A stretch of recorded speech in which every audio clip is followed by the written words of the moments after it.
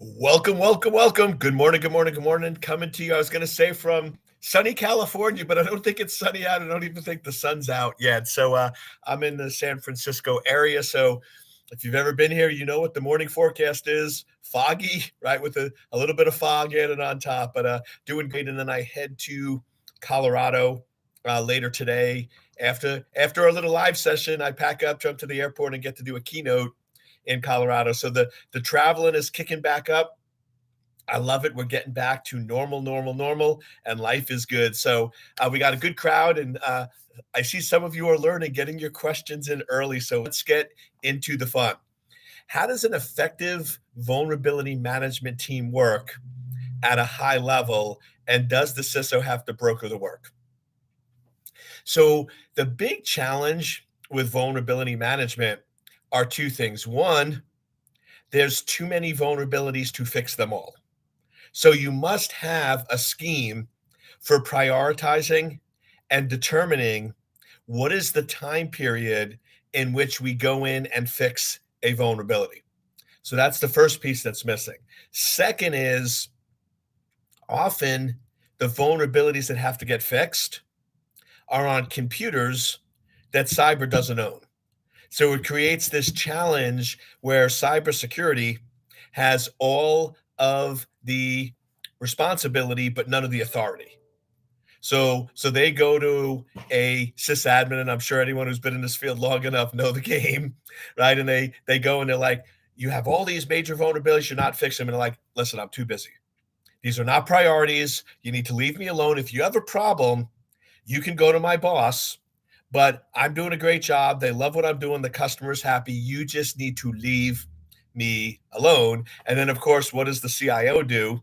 The CIO backs their team because they care about uptime availability, and then security gets put in this hard spot. So what you really need to have is coordination across the business units and how that is tracked and managed. So I don't think the CISO needs to oversee and make sure that it's done correctly, but it's really the lack of a program manager.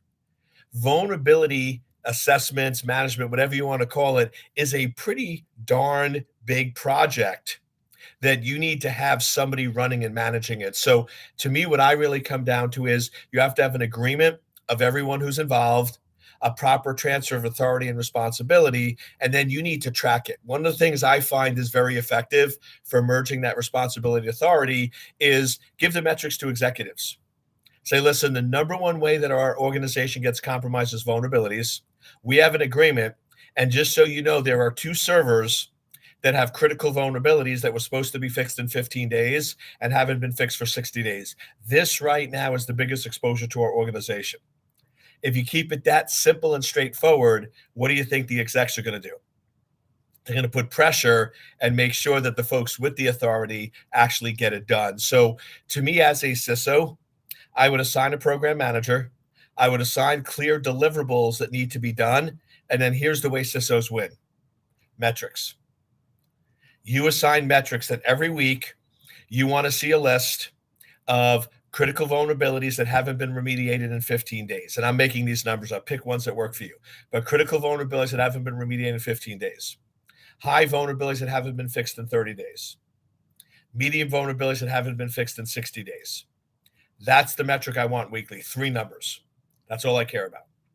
That's how world-class CISOs operate, is they get a process in place and they figure out what are the simplest metrics. If they can tell whether the project is successful or not. I think we could all agree, if you're knowing vulnerabilities that haven't been remediated, then you have a pretty good handle on the program and you only have 3 metrics. So that's really the pushback and recommendation I would do on that. Hey, Eric, what's your opinion of a BISO, a business information security officer? Is it a junior role for someone to enter cybersecurity, or a stepping stone to? I'm assuming you meant CISO there. You have CSIO, but I'm assuming you mean CISO. I do that all the time. It's all good. A CISO. Yeah. So it's interesting because the space now in this ISO, CISO, BISO, whatever we want to call it, is sort of people are making up a lot of titles there, because what's happening is, and we see this, A chief in some companies is a corporate executive with executive responsibility and liability. That's really what chiefs are supposed to be. So if you look at most companies, a CEO, a COO, a CFO, they typically, especially with publicly traded companies, have corporate responsibility and liability. They could actually technically be sued by shareholders if they're not doing what they're supposed to, if they lie, if they mislead. You've seen some of those in the news recently where those types of things happen. So you have some organizations that are like, listen, the information security officer is not going to have the chief title, right? We're not there yet. They're not going to be one of the core four.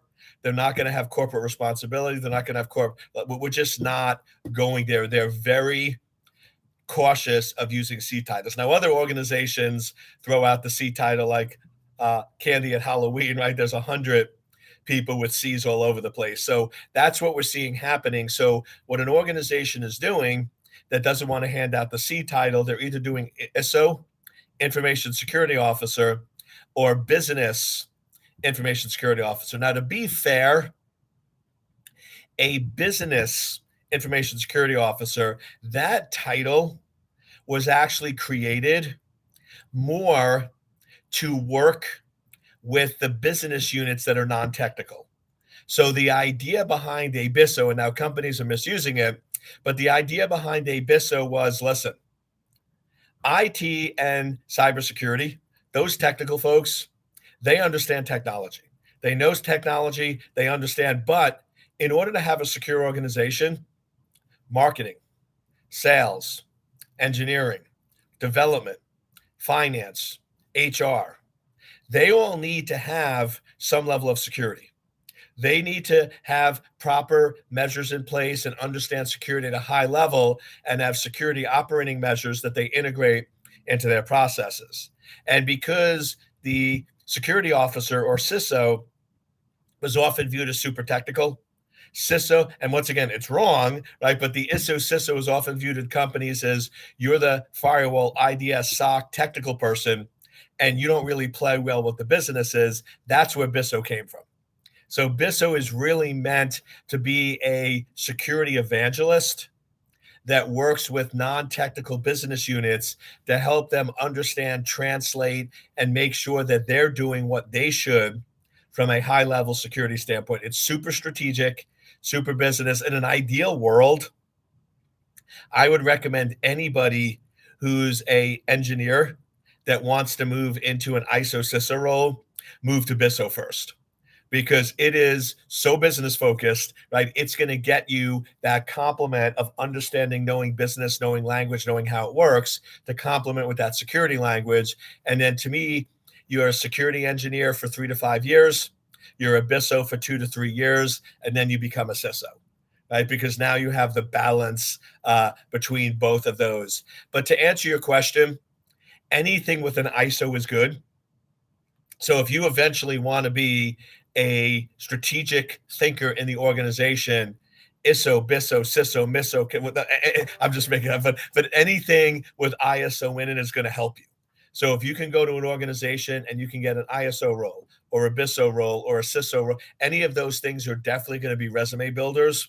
And because they're all new, they're sort of viewed as fairly equivalent in terms of skill set and analysis. So I would just clarify that what does the company mean by a BISO? Because it's much more of a business focus, and I'm seeing companies often hire more MBA types. The problem is hiring an MBA that has no experience in security to basically pretend to know security to help the businesses ends up making it worse because they pretend they know what they're doing.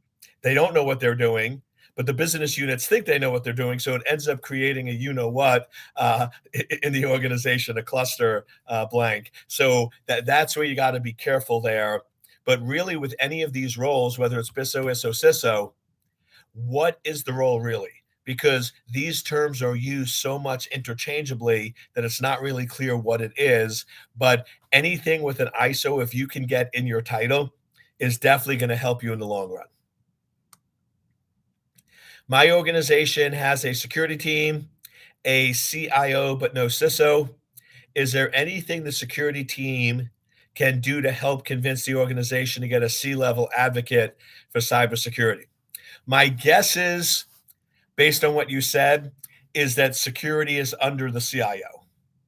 If there's no Ciso, I'm assuming they're not just running around random with no leader. So the problem is, what is the relationship with the CIO?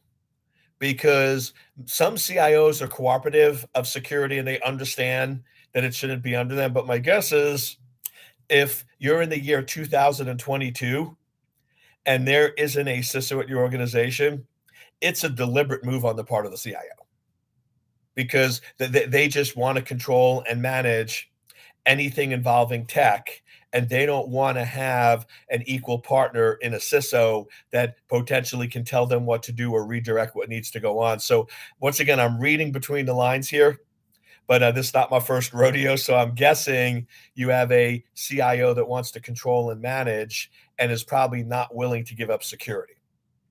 So in that case, you have to recognize, are you willing to potentially sort of put your neck on the line? And what you want to do is find an advocate above or different to the CIO. So is there anyone in the organization that you talk to, like a CFO, a chief legal counsel, a COO, or even a VP, that supports having leadership in cybersecurity, that supports having somebody play that Ciso role in the organization? Because you're going to need that advocate. The higher up, the better to get that done. You also should have a conversation with the CIO. I'm assuming you did, on, hey, we need to have more security leadership, more security focus. We need to have a Ciso, ISO in the organization. Now, if you can't find any advocates and that CIO is really powerful and strong in the organization executives, and they're not going to let it happen, then my recommendation to you is, go to the CIO and see if you can be an ISO. It's not threatening now, because you're not being a chief. You're not trying to break away. You're like, listen, we have a lot going on with security. We need somebody that reports to you, directly focused, almost like a deputy or a second in command. And I'd like to be the information security officer. And then you become the information security officer for 3 to 6 months, and then you find another job. I hate to say that, but if your goal is to be a world-class Ciso and you're in an organization that has a very powerful CIO and you don't have any advocates, and they're not going to allow, the CIO is not going to allow a Ciso position to be created, then you need to potentially recognize that there might be a transition plan. You might need to leave the organization or look for another opportunity. So that's really my recommendation. But yes, if you have a CIO that doesn't support and wants to keep control of everything, that's a very difficult situation to be in. Do you think we'll start seeing businesses offer MFA testing with all the recent MFA fatigue? What are your thoughts on combating that?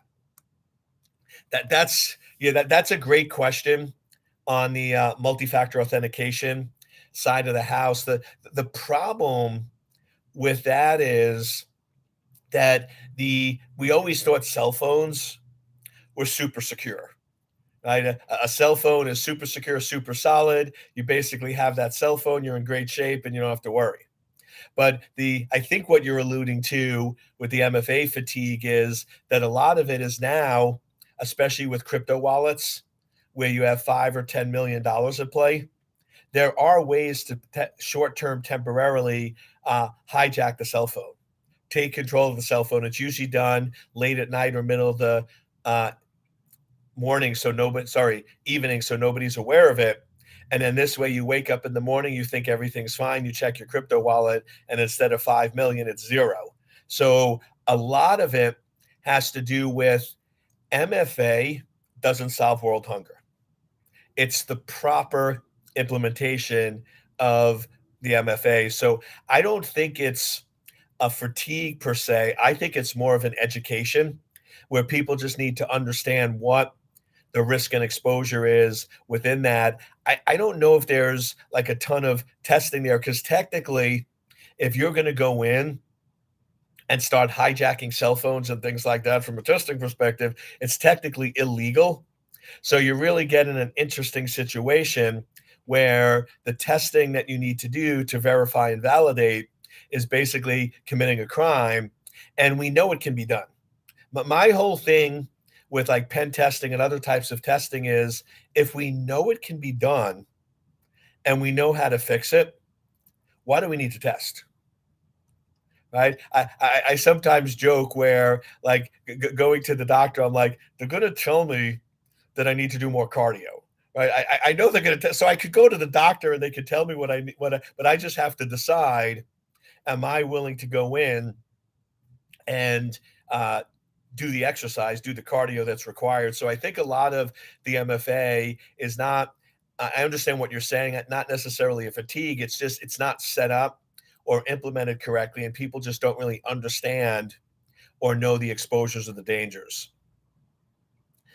What role does a CISO play in terms of privacy? And is CISO responsible for GRC? Once again, it's how are you viewing the world, right? To me, Chief Information Security Officer, in a perfect sense, and I think we're still 2 to 3 years out, basically owns anything related to cyber, any risk, any exposure, anything related to cyber. So to me, Chief Privacy Officer, Chief Information Officer, right, Chief Data Officer, we seem to be making up all these chiefs all over the place, all need to report to the CISO. That they're all really centrally focused in that single area of an organization. So I would say yes. Now, we're not there yet. Most companies still think CISO is very narrow and they create all these others. Well, the problem is if you have a chief privacy officer, a chief governance officer, a chief information officer, a chief security officer, and they're all equal, they're going to trip over each other. Why? Because they're all trying to do the same job. Right? They're all trying to control the same things. And if one person isn't in charge, nobody's in charge. So that's why I see these large organizations that have all these different chiefs, and it's just not working because there's no one in charge. Right? You have four different people trying to all control, and they end up get frustrated. Sometimes they work together, sometimes they don't. So if you really define it correctly, a true chief includes privacy and GRC and all those components. The trick is, does the organization agree? Does the organization agree and align with that approach to security? So a lot of it, when you're in a chief role at a large company and they're not there yet, and they have separate chief privacy officers and chief governance officers, is really sitting down and deciding who owns what piece, who's responsible for what areas, because there is a lot of overlap between them. How to make an impact as a beginner CISO? Be somebody who listens and is a problem solver. The number one criticism I hear of new CISOs is cybersecurity is an issue. We've had some breaches. We have some ransomware. We really need help in this area. And we bring in a new CISO and they change everything. They end up creating chaos. They create problems. They create issues for us. They don't really help us, right? We've been doing security. Security is not something that I think any organization has ignored. So this idea that a new CISO is going to come in and try to replace, redo, and rebuild everything is really naive, right? The company has security. They just need help in tuning and adjusting and understanding it. So to me, new CISOs, beginning CISOs, the first 60 to 90 days should be a lot of meetings with a lot of executives. You really want to build the trust. You want to understand what their challenges, issues, and concerns are and what you can do to help them. How can you help them? How can you support them? How can you better do that? And then be the problem solver. But don't try to change things. Your job as a CISO is not to come in and prove that you're right and they're wrong. Your job as a CISO is to say, okay, let me take what you've built and slowly over time make it better, improve it. But ultimately, your job is to have trust with the business units. So really focus on solving problems and building that trust as opposed to trying to make a name for yourself by rebuilding and burning everything to the ground and starting from scratch.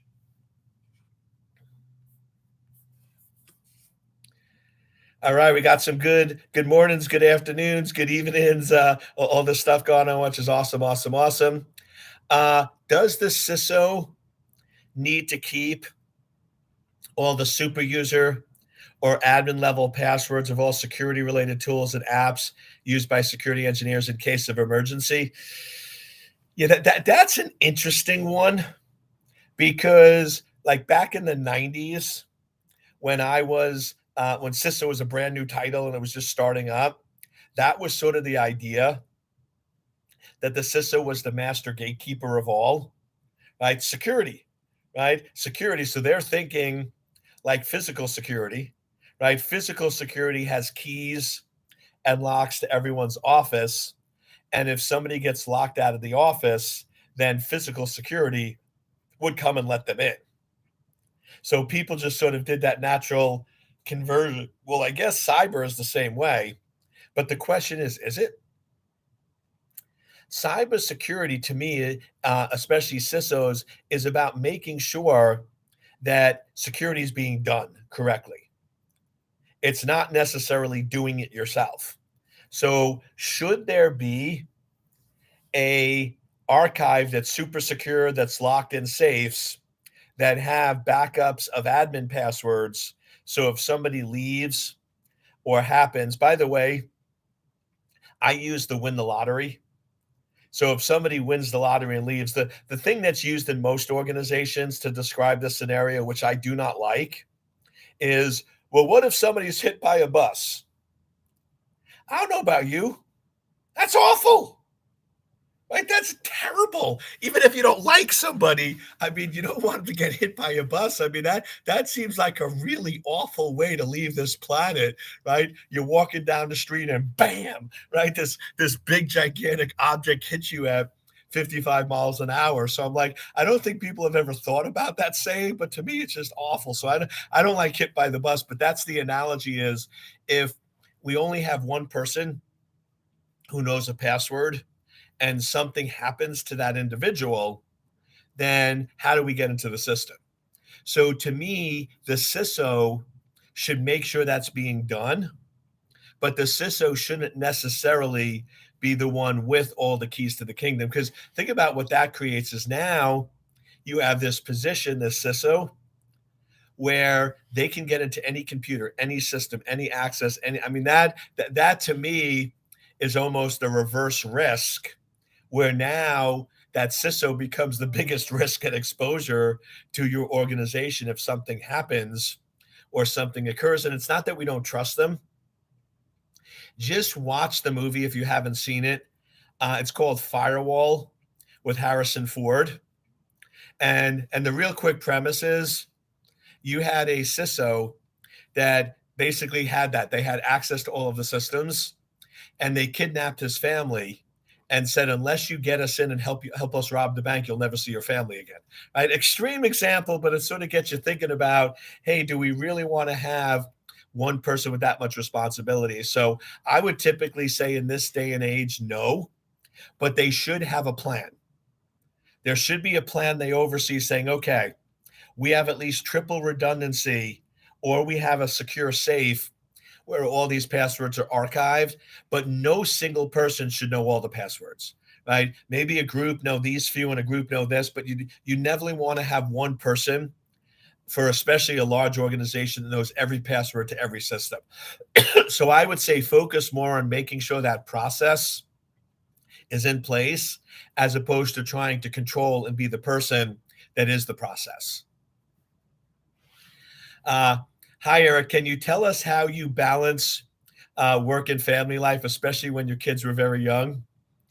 Not very good, right? I don't know if I'm the the right person to ask that question. I mean, the good news is I have an amazing relationship with my three kids. They're all older now, and we get along great. But honestly, looking back, I have a lot of I wish I had a lot of mulligans or do overs on that front where I spent more time with them. And I think even if you're home all the time, you're always gonna wish that you spent more time with your kids.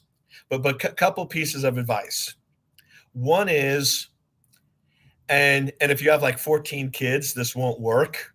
But assuming you have a few kids and a spouse, is try to make it a rule that at least twice a month, if not every week. If you could do every week, great, but twice a month, you do a date night with every child and your spouse and your family.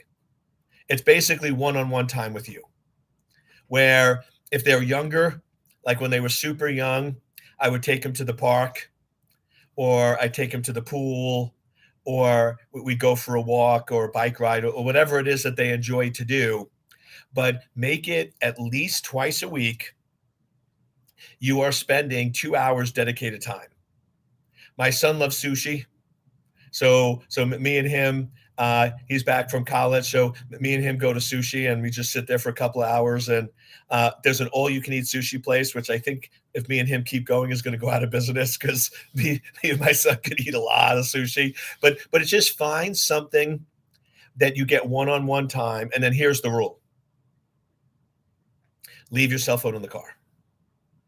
Leave your cell phone at home. If you need it for emergency, if you really believe that, which it's not true, you can keep it in your pocket, but you do not take your cell phone out at all. So 2 hours twice a week. Now, Eric, what if I travel for a month? Now that means the next month you now have four you have to do. So you don't skip. So if we say, like with my son, it's two a month, that means 24 a year, which means if I'm missing 1 month, I have to do four the next month. I have to make it up. But at the end of 6 months, I should be at 12. And at the end of 24 months, I should be at, sorry, the end of 12 months, I should be at 24. But that's really the biggest one. Schedule one-on-one time. I call it date night, but kids sometimes think that might be weird. So it's just one-on-one time, 2 hours every other week minimum with them. That's most critical. That's all. Really, kids when they're younger, all they really want is your time. They just want focused, undivided attention, and that's why I said your cell phone cannot be out during that period.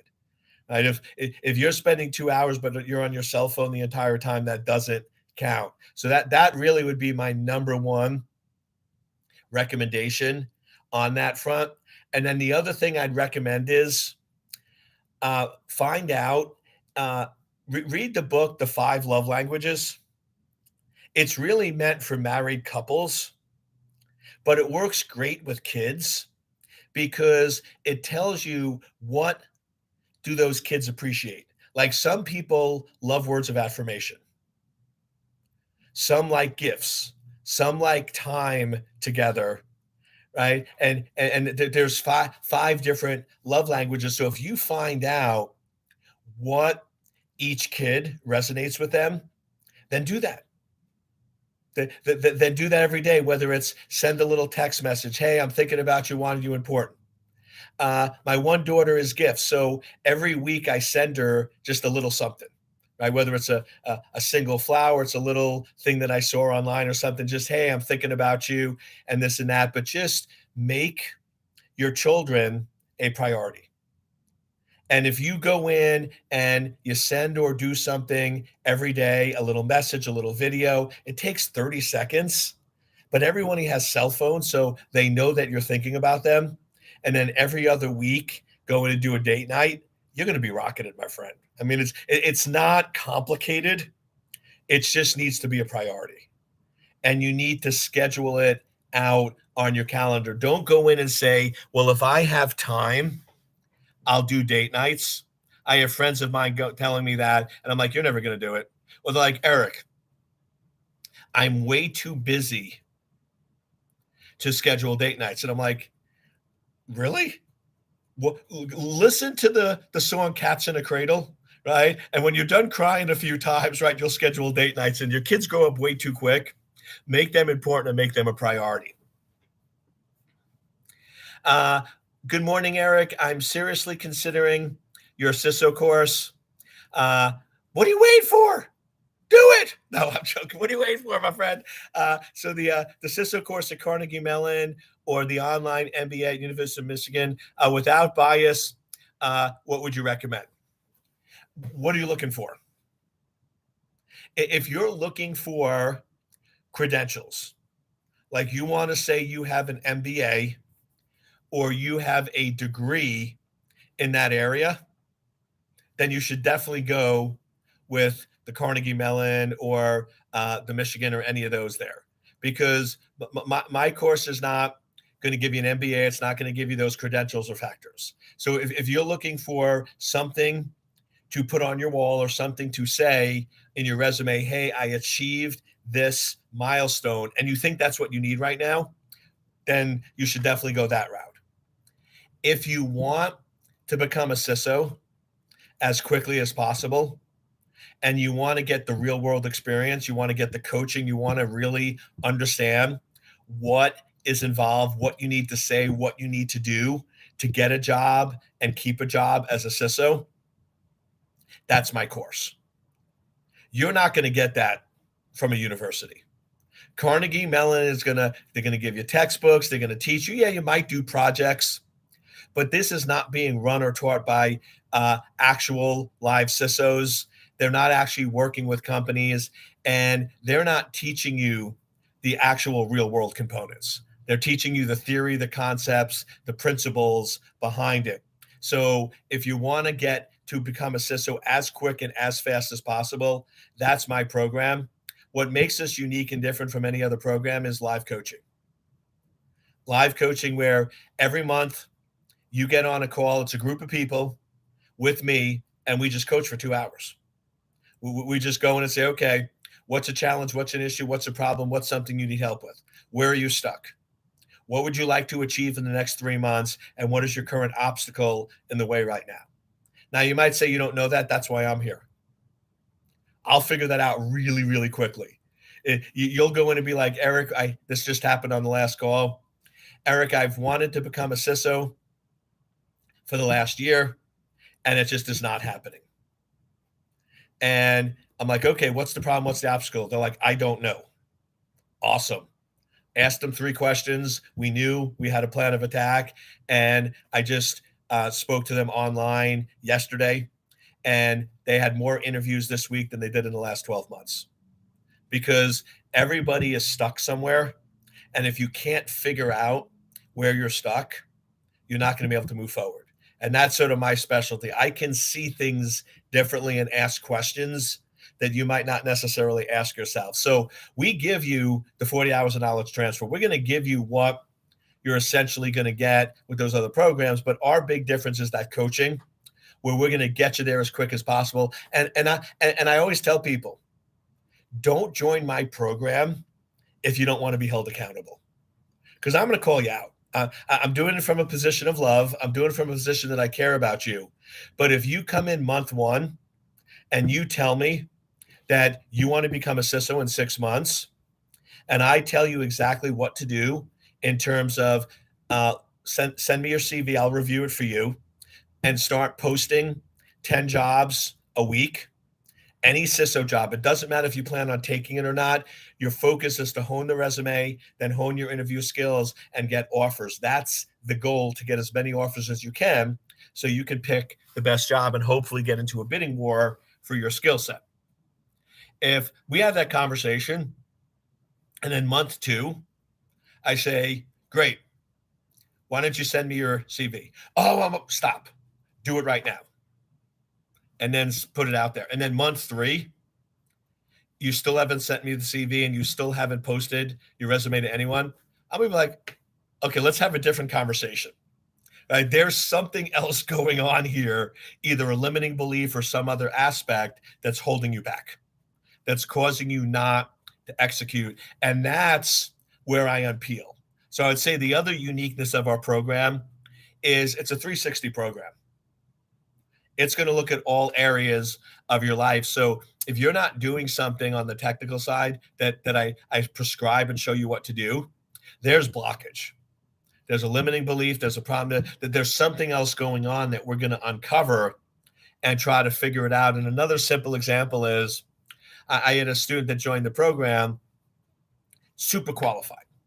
I mean, beyond qualified. This person, she should have been a CISO at a Fortune 5 company, that qualified. Couldn't get a single CISO job. Have a conversation with her. The first words out of her mouth is, Eric, I'm not CISO material, and therefore no one's going to hire me as a CISO. Now let's pause. If that's what you believe, and that's what you're telling yourself every day, and that's what you're showing up, going, I'm not CISO material, I'm not CISO. That's the recording that's playing in your mind. What is the chances or probability you're actually going to get a CISO job? 0. So we did a little exercise where I'm like, okay, what is CISO material? Write down 30 characteristics of what a CISO is. She did it, and I'm like, circle the skills that you have, and she had 97%. I'm like, so you are CISO material. That's not true. And we did a couple of other things. Within 2 months, she had a CISO job at a Fortune 500 company. So that's really what I'm focusing on, which is quite different than an academia program. So they're both good, right? They both have a use and a purpose. You just have to decide which path you prefer.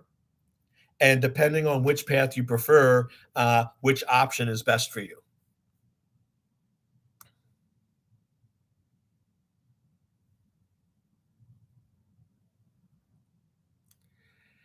All right. So Zach says, Megan coming in with the hard question. That's my wife. Zach, if Megan is your wife, once again, with love in my heart, my friend, step it up, right? Because she's definitely she's asking for herself, but she's also asking for you. So I would say both of you, right, have to do a little balance and step it up on that front there. But awesome. No, I love those type of questions because that's to me why I go live. It's about being real, right? Those are the real, authentic questions. So Megan, I do appreciate you asking that because that's the stuff we really need to figure out. Because I'll tell you right now, if you do not have a great relationship with your kids or there's issues or problems, that stuff's going to impact you. I hang out with 9 and 10 figure people, and some of them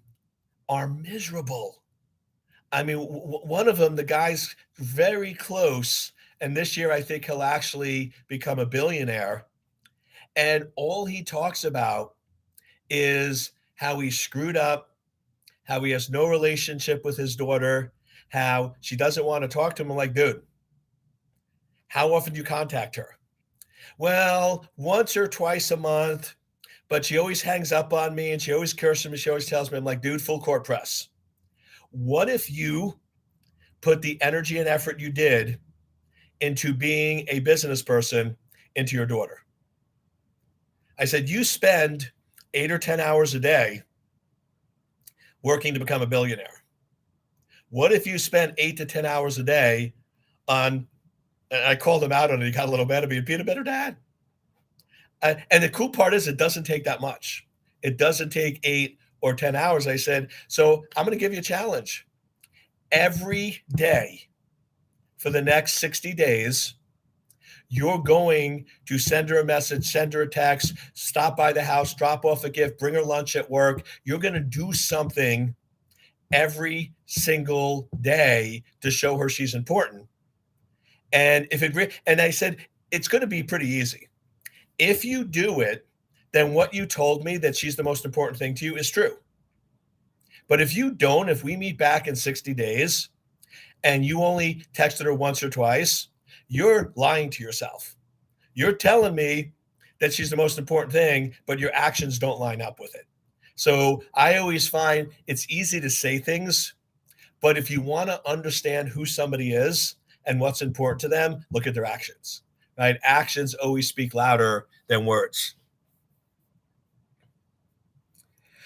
First time joining live stream. Welcome, welcome, welcome. Glad to have you here. Hopefully, make a good impression and you come back.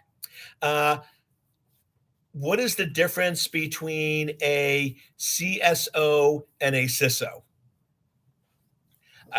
I mean this seriously. It's going to come across like a joke, but it really seriously, just one letter. They're really the same. I mean, it's just a chief security officer and a chief information security officer. Now, here's the intent. A chief security officer originally was supposed to include all security. So in that position, I think it was about 8 or 10 years ago when you had to come out, the idea was that instead of having physical security and operations and cybersecurity, because they use the same word security, they should be merged together, right? Whoever's responsible for passwords should be responsible for locks. Whoever's responsible for authentication should be responsible for badges. That was the original intent of a chief security officer. Never really came to fruition because, as we know, facilities and locks are quite different than cyber patches and authentication. The two really don't merge the way that people thought it would. So today, a CSO and a Ciso are really one and the same. Most companies are using the Ciso because it more accurately describes the position. But that's really why there were two different words. Is there was meant to be a distinction, and that distinction is really merged over time. No, I'm just taking a deep breath because what are your thoughts on the competition? What are your thoughts on EC Council CISO certification? I give them kudos because they were one of the first ones that they recognized that CISO is an important role in the organization, and they created a certification around it. But my issue with it is it's a technical certification for a position that's not supposed to be technical. So EC Council and me do have a disagreement, which is good. I'm not saying who's right or wrong, but EC Council believes that a chief information security officer is a technical position, as a technical advancement for security engineers. So a security engineer, 12 or 15 years, and then you become a Ciso. It's part of the technical career track. So they essentially built their certification to be more aligned with that. To me, that's what's broken. A Ciso is not a technical position. A Ciso is a strategic position that translates between business and security. And therefore, that's the approach that I take. So that's one difference, just fundamental difference in how we view the role. Like I said, not saying I'm right or wrong. That's just how we look at it on the front. So that's really the differences in those, and that's why I created mine, because I didn't feel like there was any certs out there that was really filling that unique role of being a true strategic position. Hey, Eric, I'm finally able to catch up on one of these live streams as it coincides with work. Awesome. Welcome, welcome, welcome. Dr. E is the mentor in my mind. Does anyone else have a mentor in their mind? Sorry, Kevin, I'm not sure if that was for me or for the rest of the group, that question or not. So if you maybe could put a little clarification on that. I'm a engineer trying to break into cyber. I already have a lot of knowledge in communication systems, wireless. What do you think the best crossover is between the two fields? If you're in engineering, you're a technical mindset, you're thinking the way you should. You got the mindset the way that you should. Just jump over. I mean, probably your best area, since you have the networking component, is to get more into network security, network architecture, designing out organizations in terms of firewalls, IDSs, all that stuff. I would say a big area now is in virtualization is designing and building out secure virtualized environments. So that could be another great area that you move into. Now, you guys nailed it. Family KPIs. Exactly. Now, one little warning, and you got to be careful with this. I wouldn't tell them this, but I schedule my family time. Like if I need to have the date nights with my kids or my spouse or others, I actually schedule it. I actually go in it and put it on the schedule. Now, I'll be honest with you, your spouse doesn't necessarily like the fact that you have to schedule her in, but from my standpoint, that's what happens. And my EA, who runs my schedule and basically for the most part runs my life, she knows that those date nights with my kids and my spouse, she can move them. Like if it does conflict with a client meeting, I have Tuesday blocked and it conflicts with the client meeting, that's the only time she can move it to Wednesday, but she can't delete it. She can't delete it and she can't move it more than 3 days backwards or forwards. So those things are a priority and you make sure that they get locked in.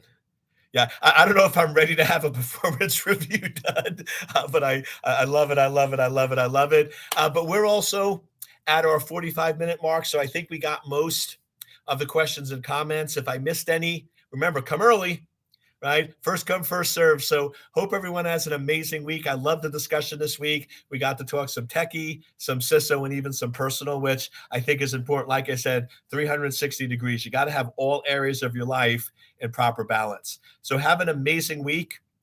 Start off the fourth quarter super strong. I'm going to talk a little bit about that next week. You got 3 months left in the year to make it happen. So show up, be awesome, and I'll see you all next Thursday. Thank you so much and have a great week.